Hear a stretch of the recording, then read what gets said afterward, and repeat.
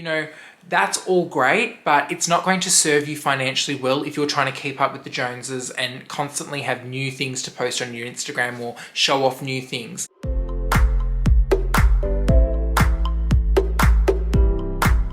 Hey everyone, my name's Connor and welcome to my channel, The Closet. If it's your first time here, welcome. My channel is a platform where I like to share my thoughts, views, opinions on anything within the luxury world, whether it be bag reviews, dislikes and likes, preferences, whatever it may be, anything within that luxe world I will tackle on. So if that's something you're interested in, I would love it if you could give this video a thumbs up and subscribe to my channel.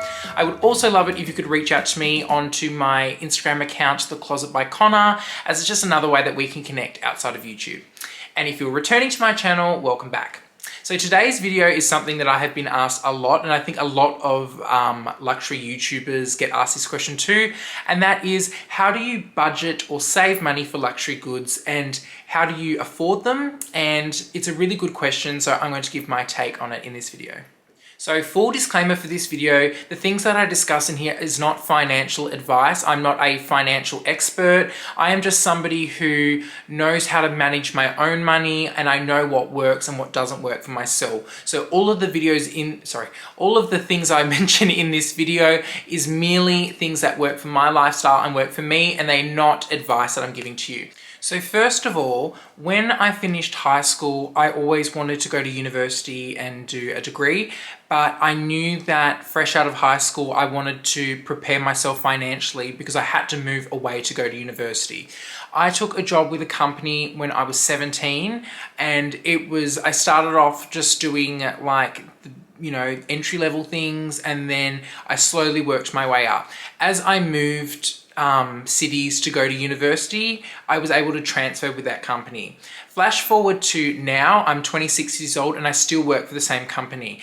And I finished my degree and I've started my own business, but I still work for the same company and I have progressed with them.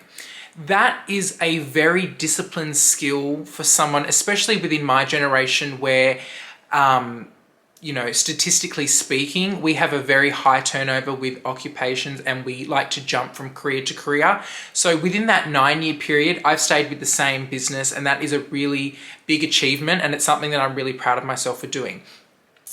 Because of that, I've been able to secure shares within the company, and the parent company of the business that I work for is a huge insurance company, and they have so many different businesses within Australia and within the world, and they have big connections within the mining industry. So because of that, I've been allocated shares throughout the years, which are worth quite a bit of money, and I receive dividend payments from those shares.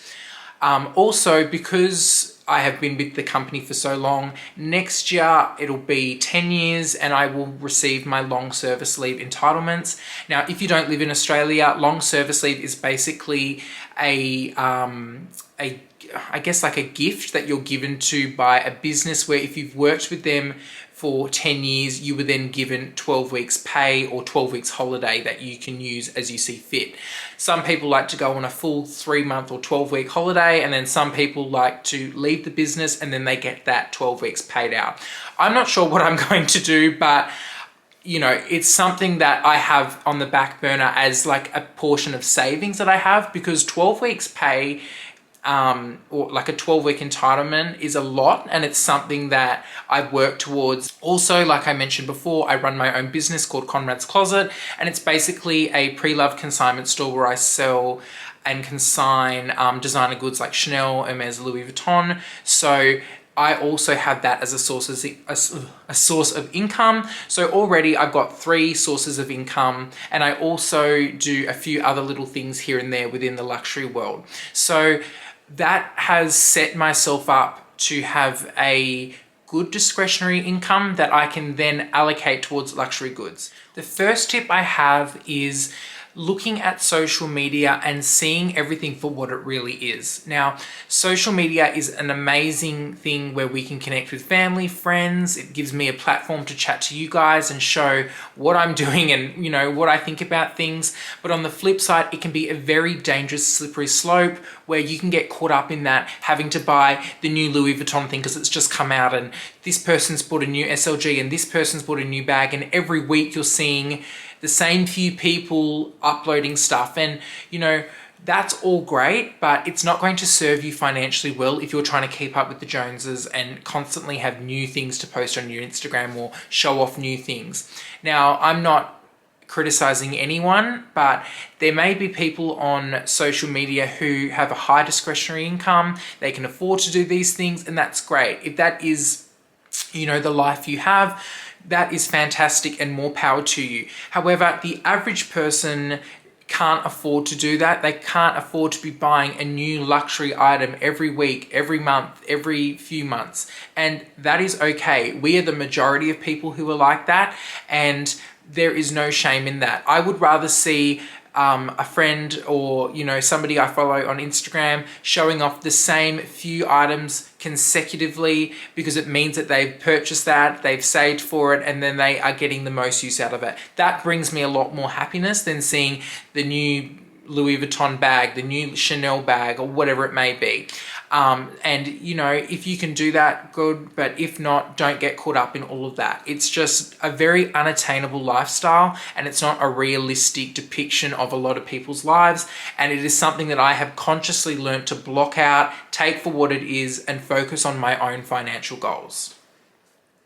The next tip I have for myself is to always try and get the most money back for purchasing something. So I know that sounds a bit weird, but the first thing I do is I have a credit card that accumulates points, and I basically use a credit card as my everyday card. So when I get paid, I put a portion of my pay onto the credit card, and then I use that for everyday spending, so I can accumulate points to then get a reward for that later on down the track. So all of my bills, all of my food shopping, my car insurance, all of that gets paid on my credit card, and then I accumulate, I think it's 2 points for every dollar I spend or something like that.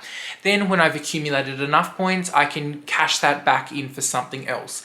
A lot of people use their points for flights. I don't do that. I use mine for food shopping vouchers. So I don't know what it works out to be. Maybe it's every 2 months, I accumulate $200 worth of points, and then that covers my food shopping for the next 2 weeks. So I use it for things like food, because obviously I'm always going to be buying food, and it's a good reward for buying stuff that I would already be having to pay for. Yes, reward credit cards do have an annual fee, but mine's I think $99, and I can tell you I well and truly get the maximum benefit over the cost of having that card for a year. So that's something I like to do. Obviously, credit cards are not for everyone, and I assure you, do not go and get a credit card and emulate what I'm doing. This is just something that works for me.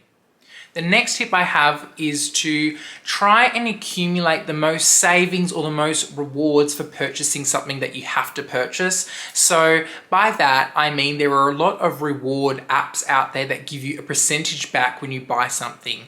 I use the SHOPBACK app, and this is in no way affiliated, sponsored, or anything like that. This is just something that I use, and I get a percentage back for things that I purchase. For example, at the start of the year, I know I had to purchase a new fridge, washing machine, TV. So what I did was I found on the SHOPBACK app which white goods company was going to give me the highest percentage back, and then I purchased through them on my credit card. So I got 8% back from the place where I purchased the white goods, and then I got the credit card points for purchasing them as well. So it was like a double dip savings. I think I got in the cashback rewards from SHOPBACK maybe $140 back, and then my credit card place, I just got the 2 points for every dollar I spent. So I made $130 odd for purchasing stuff that I knew I was going to. That goes straight into my luxury fund. So that already is nearly, a good chunk off an SLG or a good chunk off a perfume. So all of those little things really do add up. I'll put the information down of the app I use, but I know that there are a lot of other cashback apps that you can get, and I know that American Express, if you have an American Express credit card, they also have 4.6% back cashback, and I know that places like Mash's Fashion or Farfetch, they have similar reward systems. But the main point of that is finding all of those little things where you get money back, because when you're saving $130, it's such a significant chunk. So utilizing all of those things to accumulate, put it in your little luxury kitty fund, and it makes a really big difference. The next tip is having a good annual overlook of your upcoming expenses. Because I know for myself personally, there are months where I don't have a lot of financial obligations for things that I have to pay for. But then I know there are some months where I get hit for 3 months straight by, big costs. So, for example, July is the worst month for me because I have my car registration, I have my license renewal, I have my car insurance, my car needs to be serviced, and my health insurance all come out or are all due in July. And it is, I don't know why it works out like that, but honestly, it's like a $3,500 hit. And I know I have to start putting money aside for that leading up to July, because it'll come out of nowhere and then I'm, got to fork out all this money for these obligations. So what I mean by the point of this is there is no point having a strict savings regime where you're putting aside X amount of money every pay for a luxury good or something like that, when you know that there are certain months of the year you're going to be hit harder than others. So it's about having that annual layout of, okay, this month I get hit the hardest, this month I can put a little bit more into savings, and this month, it's about having that broad understanding and being really aware of the significant financial costs that you have.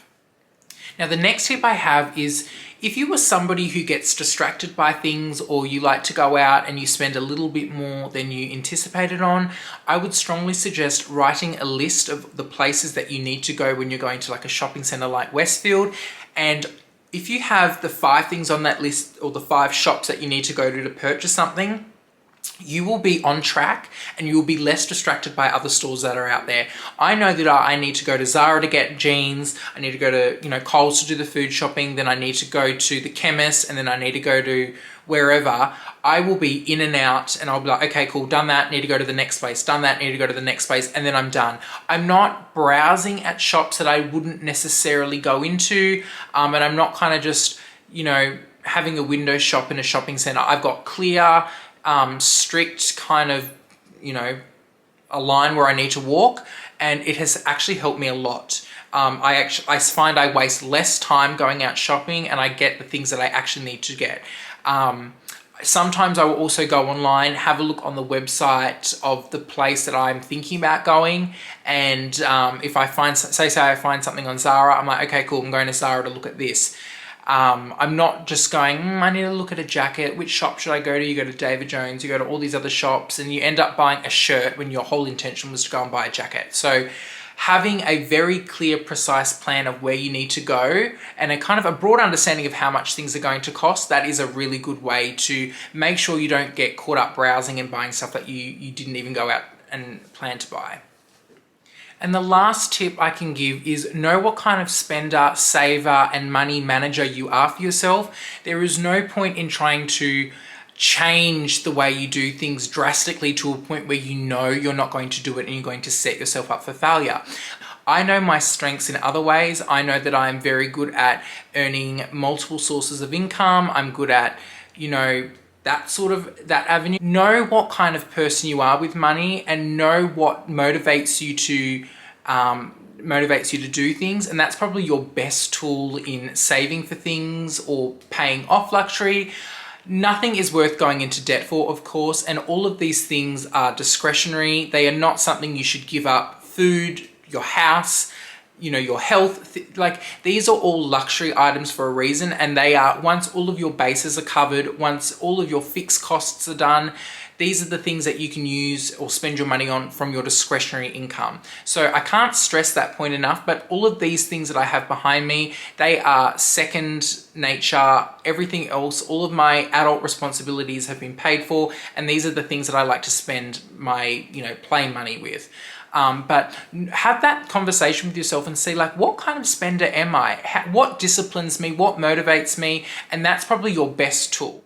Thanks so much guys for watching this video. Maybe you don't do all of these things, or maybe you do things that I do a little differently, but hopefully this is able to give you a different perspective on savings or how some people save for things, or maybe it's given you an idea of how to do something differently. All in all, I would love to hear what you do. Pop it down in the comments and feel free to reach out to me. But thanks so much guys, and I'll see you next time.